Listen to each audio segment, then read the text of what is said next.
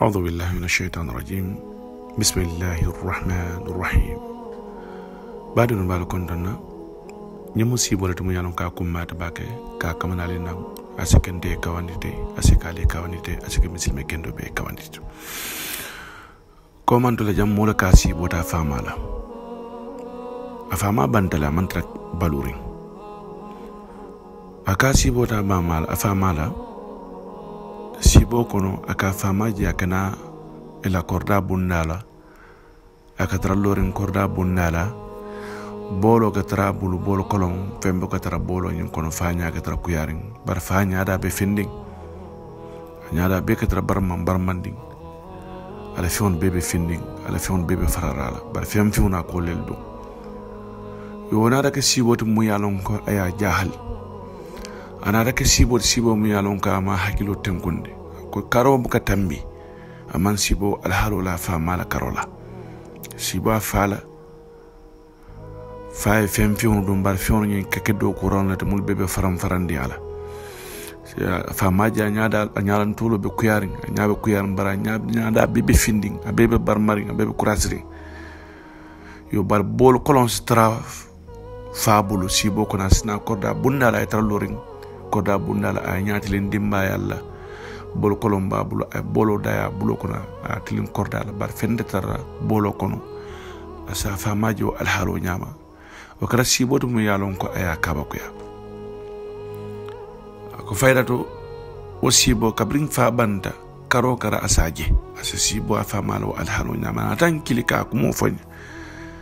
kabrahin kilin ka ko ha sibo mu yalon ko to nyato wulula safa be wulula bar sibo kenden tende asibo man betia nim mo fata amanta baluri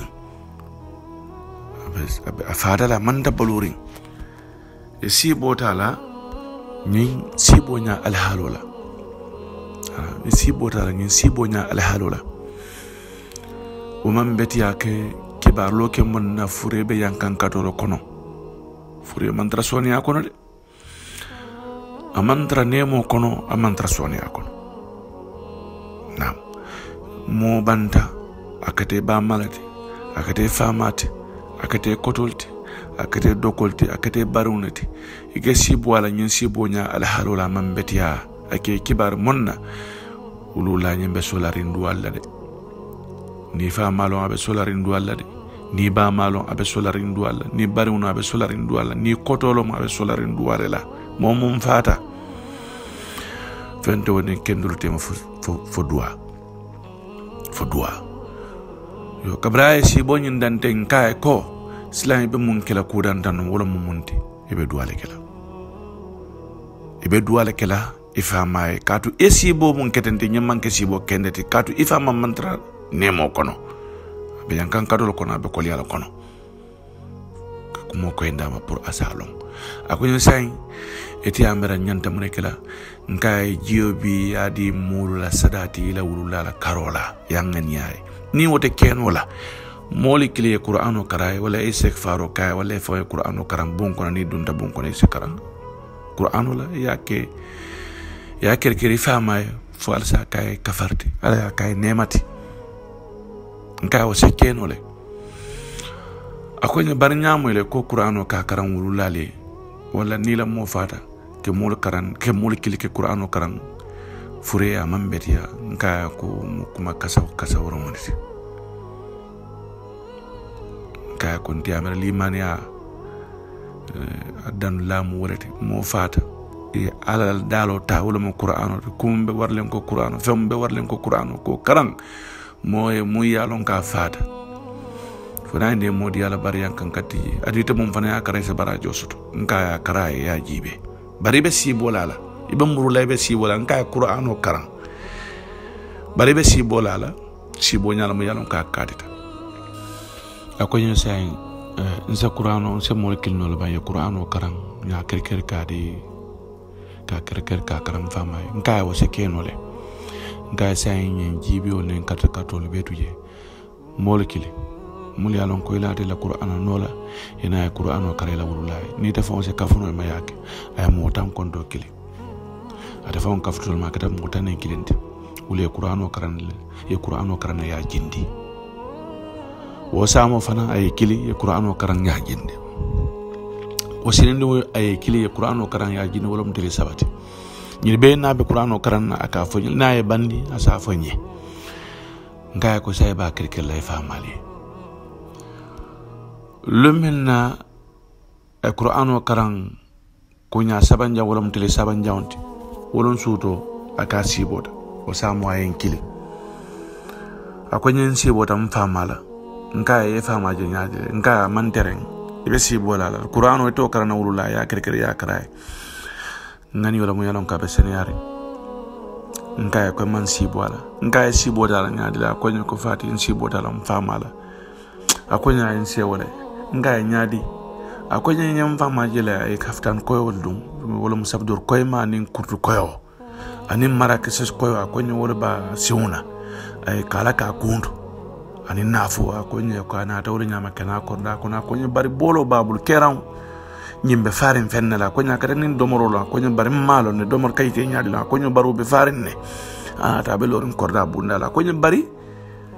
nyana anyada je la nyami nyama nyada be senyarin anyada be lerri be kondanri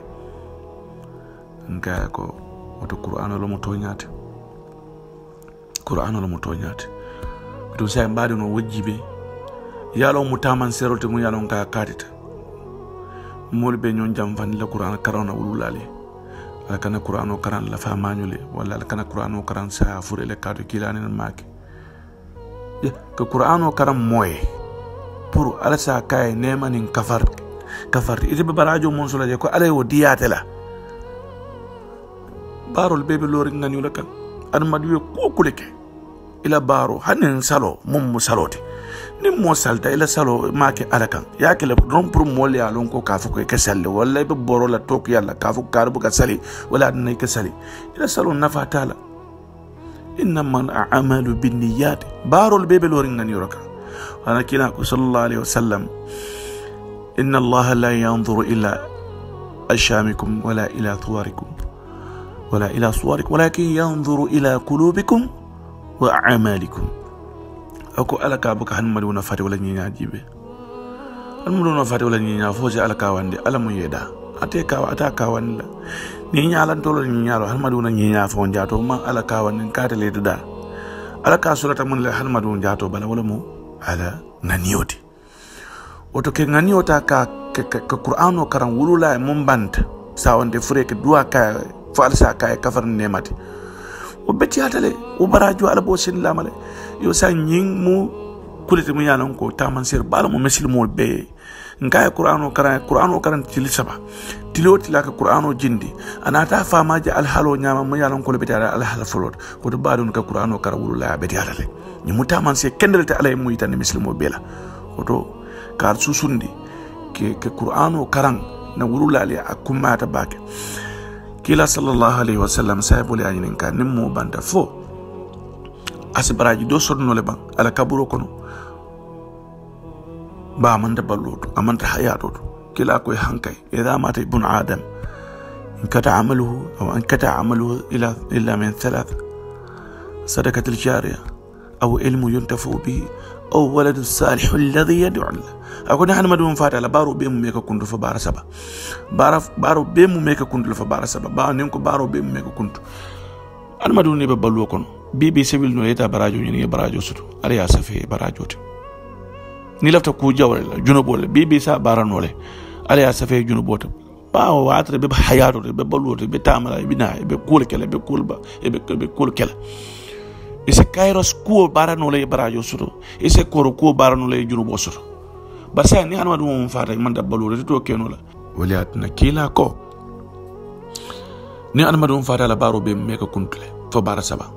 e kay amuna mote folo ko sado kati jaria e yiro le fi mangolo mo darkaselo mo orange lo mo wala colono mo wala mo sado kati jaria yasim molbe minna jiola nin kolono wala molba mangu diun kadle badum wala ba e ba kaju diun kadle badum wala nin fure fendu koma mun kada kolonte ke molba e kolondo buka fure kontane amam betia amam fure febo nala fire fe on lo mangolo e mol traje ke bay ite fure balile kato lo kato ya kati ya domo ke fure barajo lati wala ne mo banta e fentu baluto mu yalon kasi mol nafa ke mol baya bala man betiya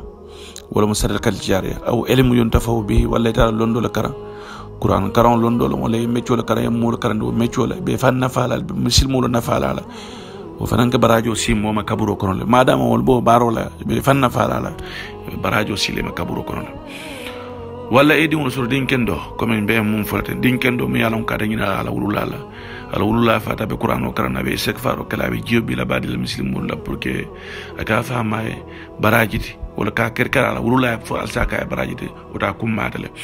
woto nyinamu kuta nyata ne mon kamana badi muslimole nyen si bo nyen komma kamal nan junale pour muslimol be se fanna fala nin na fam na wulula banta muslimol be bele ya marla en tel bebe ya maroko mom men ne fama mantar boluri ba ma mantar boluri la mul mantar boluri la badi ma lakrabo mantar boluri e ka jin al halo nyama si bo ko ne ke duwa kay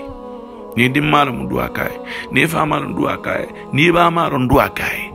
wallahi alazim ne ka qur'ano kara ala be barajo kala ele nyinge sibo mun jita ala sibo laban sibo kendol wayi tan ko ka fako ke do mun ke qur'ano la karo ala ya mutale abe man sola ne mo kono abe kayro kono le ala ya rajulu bola kafarle woto al maliki kumul moylata mbe kanya na le assalamu alaikum wa rahmatullahi ta'ala wa barakatuh